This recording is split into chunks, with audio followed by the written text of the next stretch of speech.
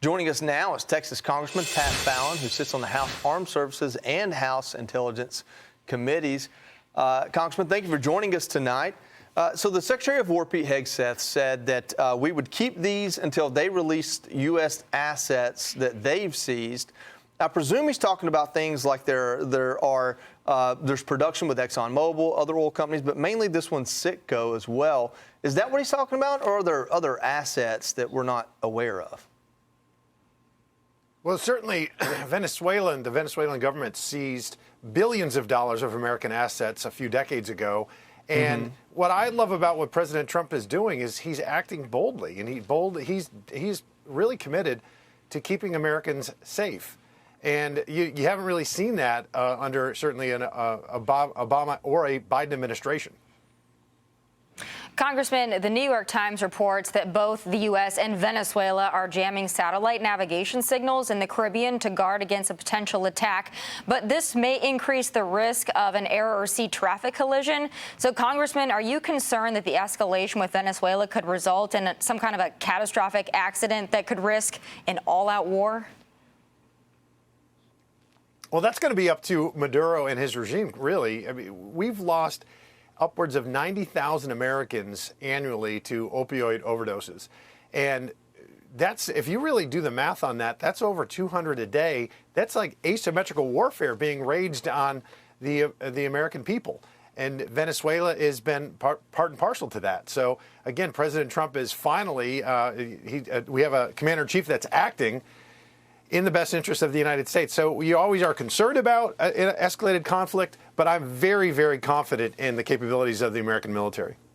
You know, Congressman, sometimes you have to think about the issue that's right in front of you and then also expand out to what might happen if certain dominoes were to fall. So the Wall Street Journal has reported that if, in fact, the cheap oil that's been flowing from Venezuela to Cuba were to dry up, that could collapse the Cuban regime as well. One Cuban exile in Texas, who's at the University of Texas at Austin there, has been quoted saying that that outcome would collapse the Cuban economy. What would happen at that point in your mind?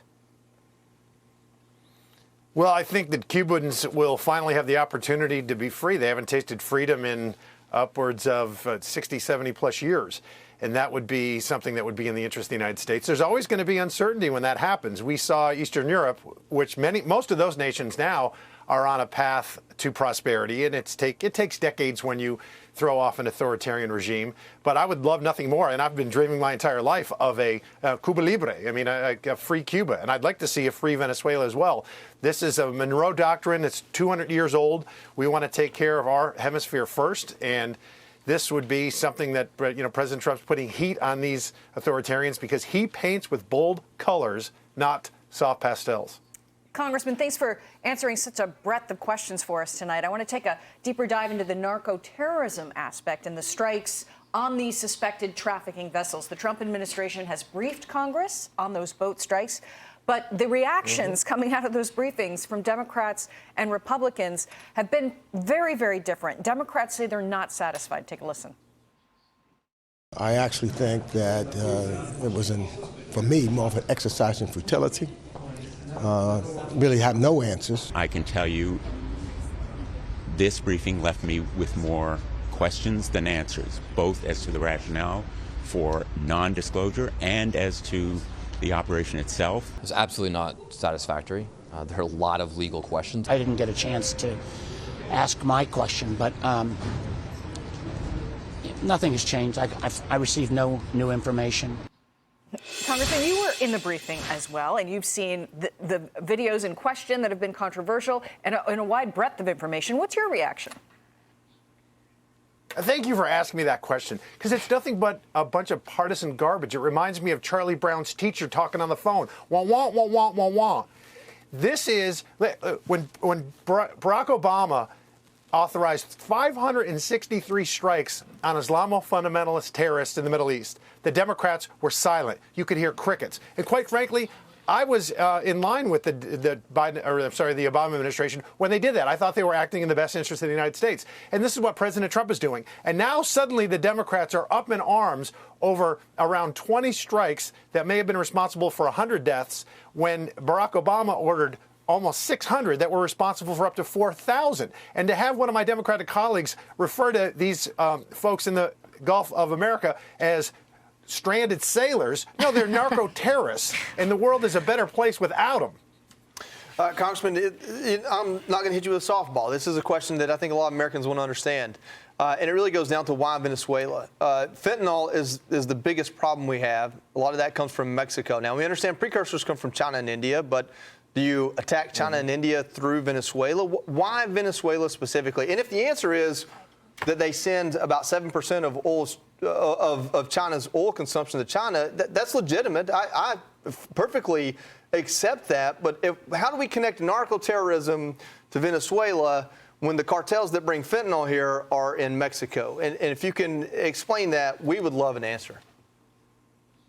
Sure. Yeah, I think a lot of the folks that end up doing hard drugs, and unfortunately the ones that we lose, don't go from having a Miller Lite to fentanyl. There's a process there. And cocaine is one of those, methamphetamine. And Venezuela is responsible for a large amount of cocaine being smuggled in the United States and, quite frankly, to our European allies as well.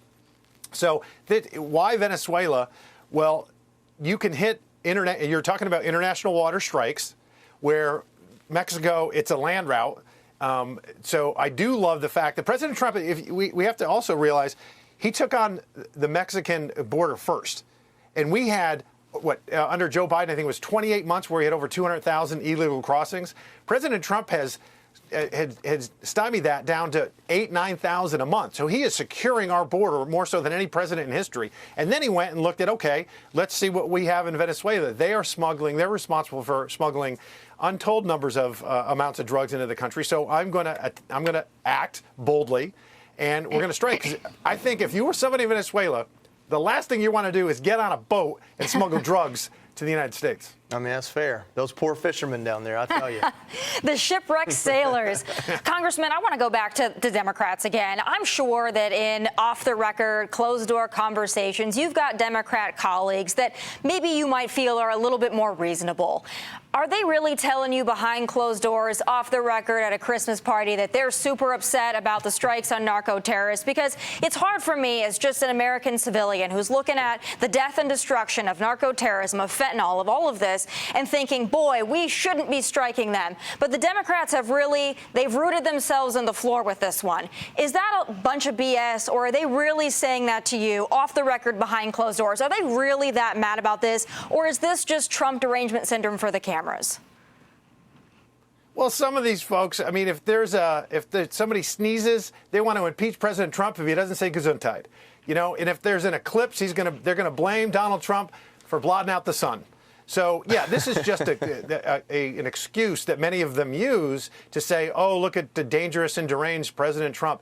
When the reasonable ones, we have actually a name for them, to be candid, and it's the patriotic Democrats, the ones that are reasonable, the ones that actually have the best interest of the United States at heart. And then there's the commies. I mean, there are people that I believe are truly rooted in Marxist-Leninism that are in the United States Congress. I hate to say that, but it is true. They really are genuinely concerned of anything that actually protects America and American interests. They seem to be against. So, yes, there are certainly some Democrats that know that they have no problem with these strikes. But for some of them have to play to the cameras and really, cater to their hard left base. Well, Congressman, I'll tell you what. If you'll send me a list of those so-called patriotic Democrats, I would love to invite them out of the closet into the light. We would feature them on this show every weekend, because when I look at how Democrats vote, they pretty much all vote lock and step. There's not a lot. There's a few that will jump ship every now and then. So I appreciate you bringing that up. That's very gracious of you. But send us a list. We'll invite them on. Thank you for joining us tonight. Well, you know what? It's a very short list. It'll be a pamphlet, not a book. Fair enough. We could probably name them. Yeah. All right. Take care, Congressman. Hey, Sean Hannity here. Hey, click here to subscribe to Fox News YouTube page and catch our hottest interviews and most compelling analysis. You will not get it anywhere else.